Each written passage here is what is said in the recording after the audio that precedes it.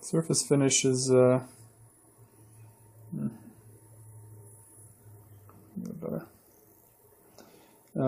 surface finish is pretty good on the part, not too bad. I was running the machine at about 800 millimeters a minute, which is about 37 inches a minute.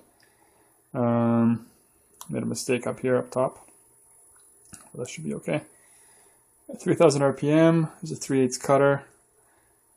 Each pass around I was cutting a millimeter deeper into the part and 2.5 millimeters down.